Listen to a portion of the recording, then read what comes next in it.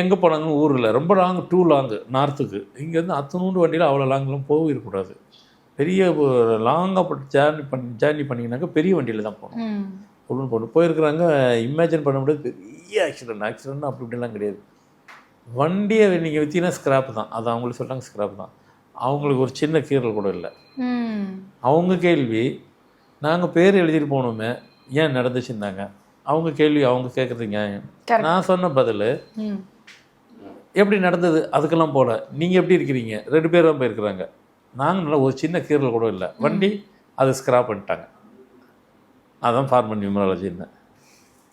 தலைக்கு வந்தது தலைப்பாக விட போகுது. ஏங்க வண்டியில் நீங்கள் இன்சூரன்ஸ் போட்டு கிளைம் பண்ணிடுவீங்க. புது வண்டியாக கிடச்சிருக்கு.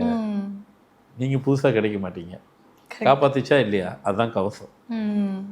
ஆமாம்ல, கரெக்டாக சொல்கிறீங்க. ஆமாம், அது ஓகே தான். எங்களுக்கு அந்த இது தான். ஏன்னா அந்த நேரத்தில் நாங்கள் அப்படி யோசிக்க மாட்டோம். நீங்கள் யோசிக்க மாட்டீங்க, நாங்கள் யோசிப்போம். அதனால் சரி, அது அவங்களுக்காக சொல்லிட்டாங்க. பேர் விதியோட வீரியத்தை கூட குறைச்சி கொடுத்துருக்கு நம்ம. அதெல்லாம் நடக்கும்.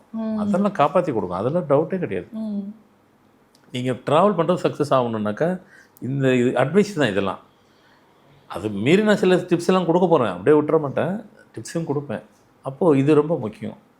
உங்கள் டேட்டில் இருக்கக்கூடாது, ரைட்டு.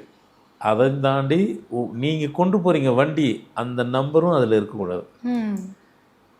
உங்கள் வண்டியில் 37 இருக்கவே கூடாது. இல்லைன்னா மொத்தத்தையும் கூட்டினா 37 இருக்கவே கூடாது.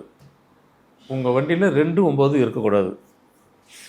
இல்லை நாங்கள் நியூமரல் படி பார்த்து கூட்டினாக்கா மொத்தத்துக்கு வருது. இந்த கூட்டினா கதையெல்லாம் சொல்லாதீங்க. 29 பக்கத்தில் இருக்கக்கூடாது அந்த நம்பரில்.